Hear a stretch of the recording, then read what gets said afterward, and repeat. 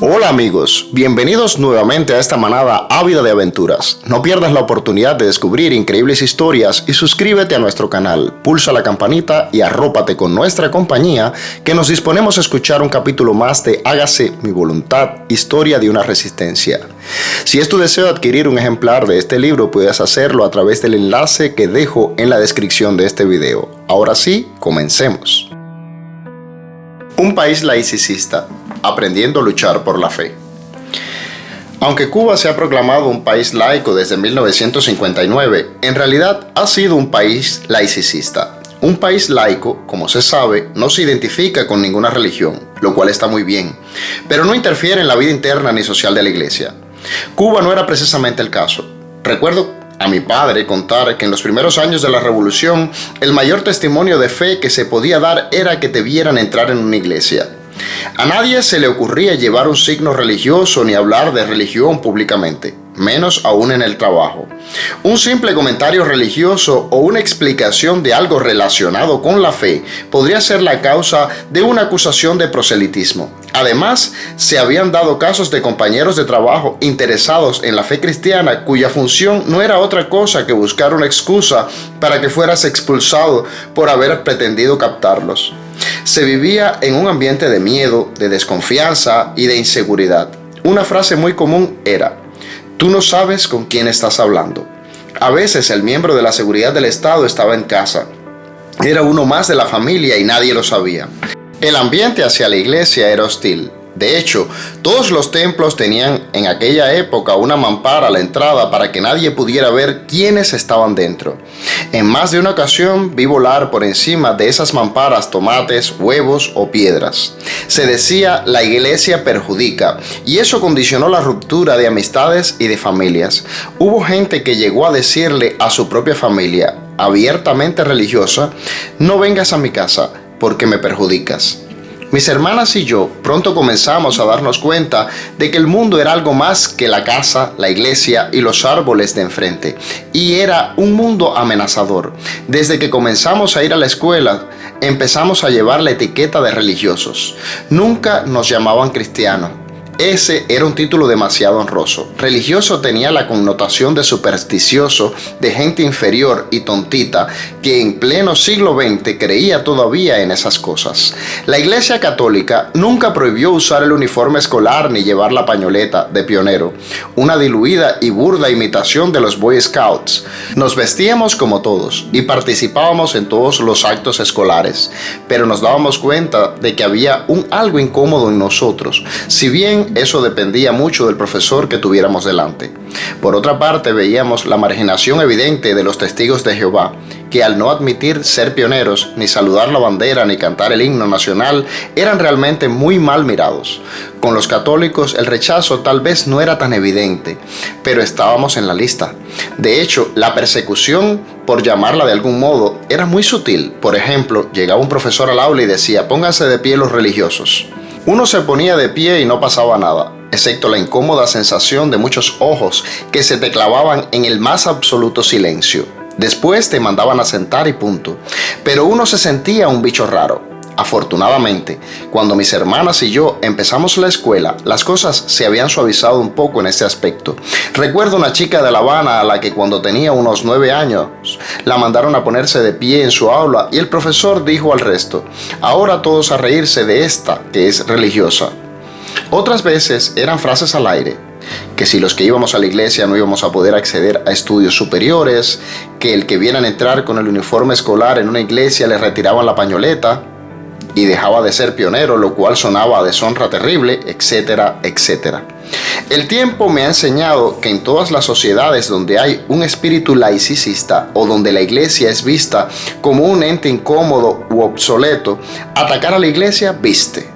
Ir en contra de la iglesia es algo que en ciertos ambientes da una especie de prestigio, el de la persona liberal, autónoma, desprejuiciada, moderna, que está por encima de la iglesia, necesariamente arcaica y atrasada.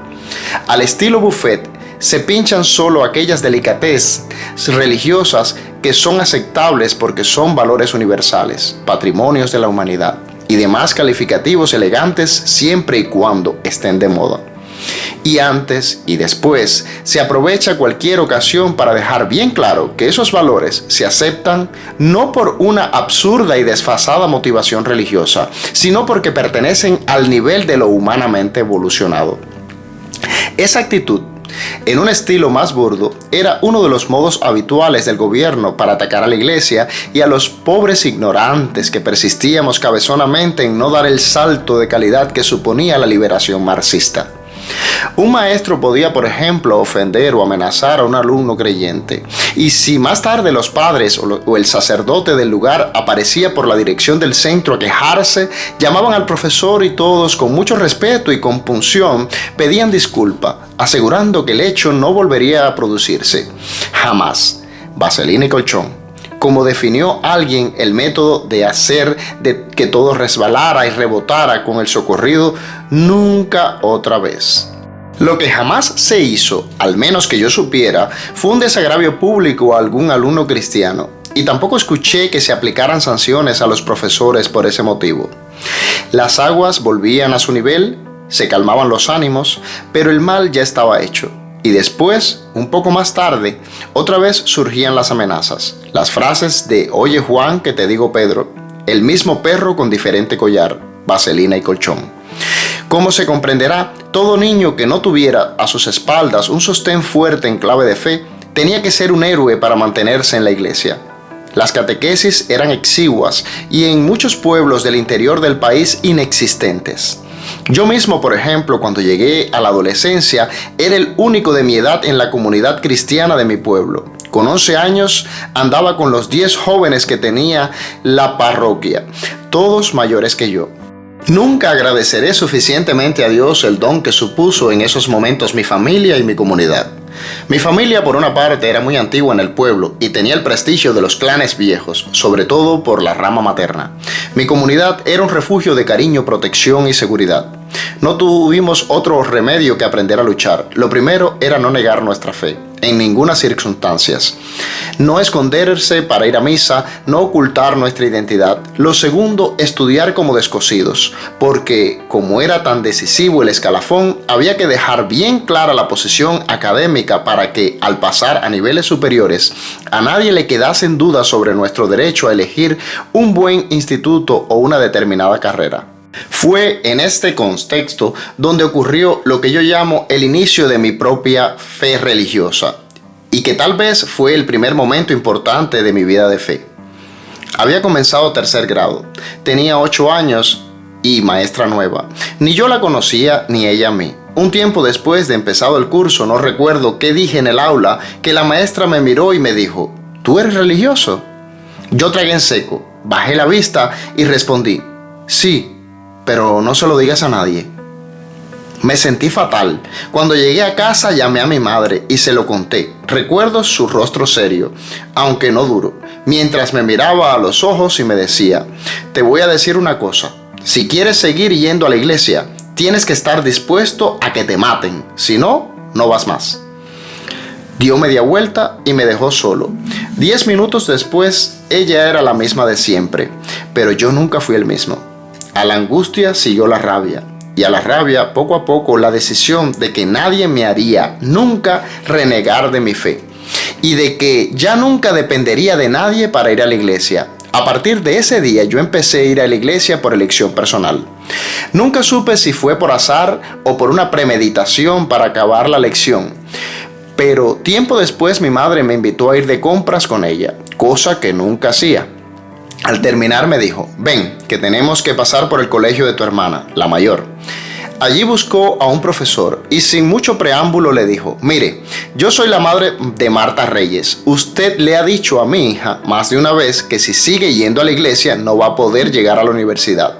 Reforzó la voz, le apuntó con el dedo y le dijo: si lo hace otra vez más, lo llevo a los tribunales, porque eso va contra la Constitución y usted lo sabe. El profesor no replicó. Yo estaba de piedra. Ella me agarró de la mano y salimos. Años después, la experiencia me enseñaría que en Cuba no existe eso que se llama Estado de Derecho, que las leyes se manipulan a conveniencia y que un cubano tiene todas las de perder cuando en un proceso legal se toca de algún modo el sistema. Con el tiempo comprendí que en realidad mi madre no tenía el poder que parecía tener, pero en aquel momento tener una madre así me hacía sentir como un ser invencible. El pobre profesor no volvió a molestar a mi hermana. Lo más seguro es que él tampoco tuviera claro hasta dónde podía llegar y que hiciera esos comentarios por el ambiente en que se movía todo el sistema de educación. Estaban acostumbrados a que prácticamente nadie presentara batalla e ignoraban lo que pudiera pasar si alguien aireaba en grande las cosas. Porque algo sí era importante aprender desde el principio: el terror del comunismo a la mala imagen. De hecho, ante casos de evidente injusticia o coacción que se hacían públicos, se le daba la razón al afectado y se echaban para atrás las decisiones tomadas, aunque después, al pasar la tormenta, todo siguiera más o menos igual y el castigo a la parte ofensora fuera más bien simbólico. Recuerdo las veces en que llegábamos a casa contando que en el colegio habían dicho, así en general como palabras al viento, que los que iban a la iglesia no podían estudiar en la universidad, y recuerdo el rostro de tranquilidad de mi madre, que sin dejar lo que estuviera haciendo decía: ustedes estudien, que si tienen buenas notas yo me voy a ver con Fidel Castro. Y algo nos decía que hablaba en serio. Mi padre ante estas cosas se sonreía, no hacía falta que dijera nada. Aún así, la amenaza de los profesores no era totalmente infundada. Al inicio de la revolución se hizo muy difícil para los universitarios cristianos mantenerse en sus carreras. Nunca se expulsaba a nadie de una universidad o de un centro de trabajo por ser religioso. Se expulsaba por proselitismo, para lo cual bastaba responder a una simple pregunta de alguien sobre religión, por falta de idoneidad o por cualquier razón que permitiera quitar del medio las malas influencias cristianas, pero siempre de manera que no pudiera haber reclamación posible, esgrimiendo el derecho a ejercer la religión defendido por la Constitución. Con algunas carreras universitarias las cosas fueron más drásticas. Un cristiano prácticamente no podía acceder al magisterio, psicología, sociología, filosofía, ni por supuesto a las carreras militares, incluidas aquellas asociadas a la profesión militar, como la aviación y la marina. Con los años, este bloque empezó a desmembrarse y se permitió el acceso de los cristianos a estas disciplinas, excepto en las relacionadas con el ejército, prohibición que permanece hasta hoy. Nosotros éramos muy pequeños para tener conciencia de todo esto, y entre el desconocimiento y el escudo que suponían nuestros padres nos sentíamos a salvo. Crecimos a contrapelo pero protegidos, sintiendo que no estábamos desvalidos, que no podrían abusar de nosotros. Teníamos quien nos defendiera. Todo esto fue esencial para mi fe porque me fue creando un sentido muy fuerte de identidad y pertenencia, pero sobre todo porque me enseñó a crecer luchando.